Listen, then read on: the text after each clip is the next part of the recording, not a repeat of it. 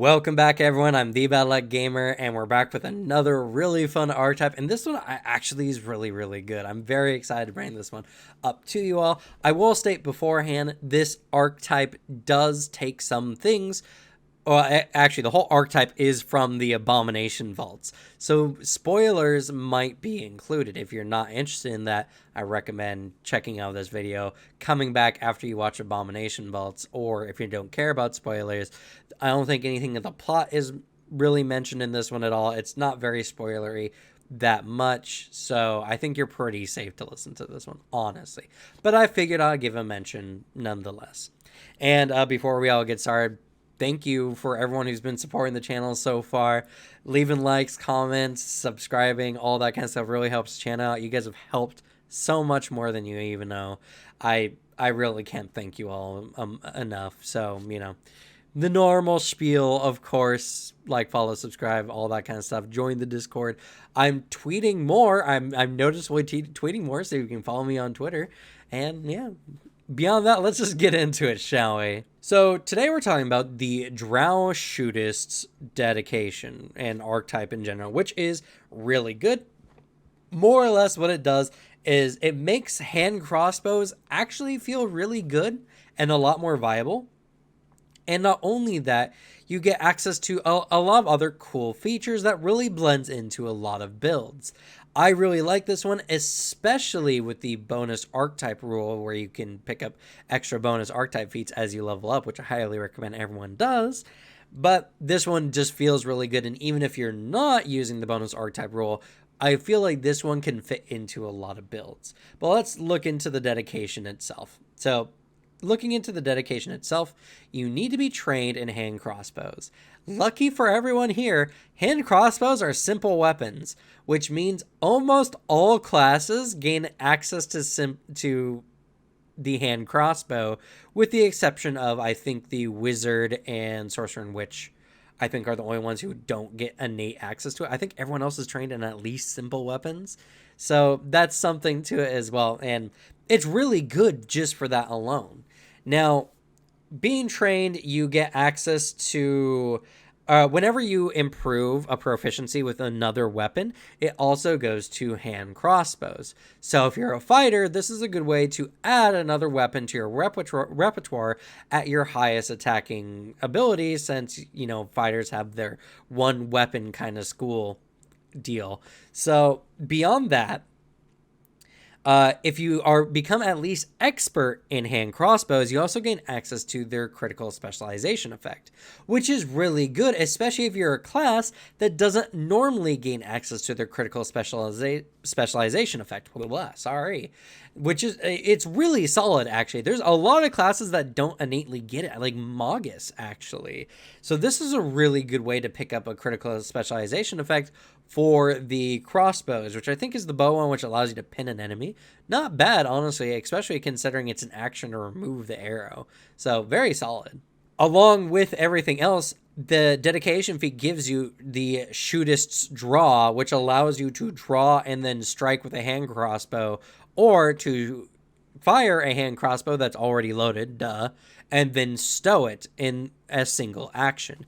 Now, for my games, this isn't really a thing because I allow stowing as a free action. I don't like muddling up action economy with needless things like putting equipment away. I do for pulling equipment out, which is how it balances out, but I also have a thing for that as well. Regardless, if you're not in my games, though, this is really good because it allows you to fire your crossbow and stow it, and then if you have drawing strike or whatever it's called, you can then strike with your melee weapon and go straight into melee combat if you need to. This is pretty good and allows you to, even if you're ambushed, draw your weapon and fire right away rather than needing to waste an action to do so. Next up is the repeating hand crossbow training, which I'm mixed on. The repeating hand crossbow is interesting for sure. It's a crossbow that allows you to fire multiple times. In fact, let me look up how many times it can be fired before you need to reload it. Typically 5 bolts. It says typically, which means there might be some with more. So you can fire 5 times, and then you'll need to reload, though reloading the magazine takes a whole round, 3 actions. But wait, it doesn't, because you also get access to the Shootist's Bandolier, which the Bandolier allows you to have 3 cartridges, and then you can, for 2 actions, reload your magazine rather than 3. The action economy does pan out, but for most combats, I feel like the repeating hand crossbow is okay. Again, most combats, you probably could get most of your shots in, but by the time you're out of shots, the fight's going to be almost over, or you're going to be wasting a lot of your last round reloading before you can fire like one more time. So I don't know, but I really do love the Bandolier. I think it's a really cool item. Really adds to the game and to the character. You also get Shootist Draw with the repeating hand crossbow, as well as the hand crossbow, and this gives all the same effects as the initial dedication. Like, you automatically become trained, and if anything increases your proficiency, it improves your proficiency with this weapon as well. This is also an advanced weapon, so even fighters would struggle to get access to this weapon unless crossbows were their favored weapon type. So this is a really good one for everyone, and it adds a very interesting weapon to your repertoire in general. There's another special note here for this feat. If you have the running reload feat, it takes 3 actions to get the same benefit. To step, stride, hide, I believe is what it is. You can do that, then reload the weapon. But if you upgrade it to 3 actions, you can move and then reload the weapon. But if you have the Bandolier, you can do that all in 2 actions. So, really good action economy. I really do like it. It does make the repeating hand crossbow good. Now, I did mention earlier that I was kind of mixed on this. And the reason is, if you're using the bonus archetype rules, if you pick up the dedication, you have to pick up this one because there's no other level 4 feats. So even if you don't intend on using this weapon, which most characters are pretty single weapon dependent or dual weapon dependent if they're using 2 different weapons, this one can be a little bit of a hassle. I do like a lot of what it adds. I don't think it necessarily detracts from a lot of it, and this archetype in general just doesn't have a lot of feats. It's just something that I noticed that if you don't intend on using the repeating hand crossbow, you kind of gotta pick up this feat anyway if you're using the bonus archetype rules. Alright, reloading trick is a really good feat, and something I didn't mention, the Shootist's Draw you can only do once per round, so you can't be like pa with 2 hand crossbows. I didn't mention that before, I should have, but you know, here we are. This one is also once per round. If you have an unloaded hand crossbow, you can, for an action, load and fire it once per round, which is really good. It makes the hand crossbow gain better action economy, especially compared to a lot of other loaded weapons. And this is just really good in general. I actually really like this one. And again, the hand crossbow is not a very commonly used weapon, but the Drow Shootist archetype dedication, archetype in general, allows the hand crossbow to really shine in a lot of ways. I really do like this one. What I don't like is for the repeating hand crossbow, you can do this to load a single bolt or a magazine, but then your weapon jams, so you gotta spend 3 actions to set it right. So more or less, like, it allows you to, if you need to in a pinch, fire a shot off, but it doesn't allow you to continue firing the weapon or insta reloading it. So, you know, one of those things there, the repeating hand crossbow really does not benefit from this really all too much. But for the single hand crossbow or the single fire hand crossbow, really, really good. All right, next up is Lethargy Poisoner, which is really, really good. I'm gonna be looking over here because there's a lot to it. Now, you do need to be trained in crafting, but what it allows you to do is during your daily preparations, you can prepare a dose of lethargy poison. And if you become expert, you can prepare a dose. You can instead produce a dose of stupor poison. Now, if you get up to master in crafting, you can do 2 doses of either or. And if you get up to legendary, you can do 3 doses. And the save DC is based on your class DC, which is really good. But only you can use these poisons, so you can't hand them out to your allies, and they expire on your next daily preparation, so you can't stock them up. Regardless, this is a really good way to add some poisons to your build, especially because you can poison your weapons beforehand to then fire them. In fact, the Shootist draw allows you to essentially, even if the hand crossbow is not your main weapon per se, it allows you to fire on someone and then stow it away so that you can go into combat and the enemy is potentially poisoned. And I do love the fact that it's based on your class DC, even though not a lot of classes have really good class DCs. It's better than the initial DC that never changes for the standard, stock potion or poison. Not a potion. Don't drink these, please, kids. It's a really good feat.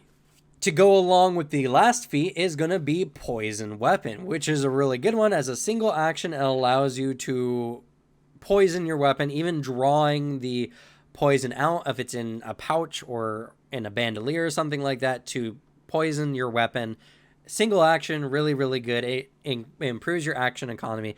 And because this works with slashing or piercing weapons, this works even not with hand crossbows if you have another slashing weapon on hand. Pretty solid. Now, with the poisoner, if you're not familiar, you do need to hit the enemy before the end of your next turn with the poisoned weapon. So it's not anything you can do and then hold on to. You gotta keep it.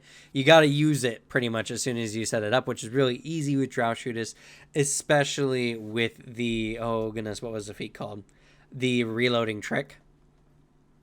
Oh no, not reloading trick. I guess just with the Shootist. No, not even that one. Yeah, no, it's really good. Trust me, it's really good. Man, I'm losing my marbles today. It's crazy.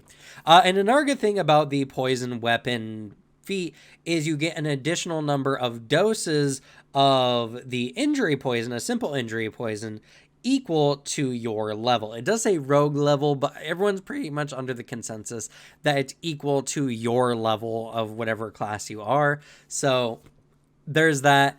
But yeah, it's really good. This goes really well with the lethargy poisoner from before and gives you another dynamic to, now you're not just a hand crossbow person, you're also a poisoning hand crossbow person, which is really good. The last two feats here are really nice, simple, and easy. It's running reload, which is really good. It allows you to sneak, stride, or step and reload your weapon as a single action, which is really, really good. And skirmish strike, which allows you to step then strike or strike then step, which is perfect for the hand crossbow because firing a ranged weapon in melee range has the manipulate trait, which provokes attacks of opportunity.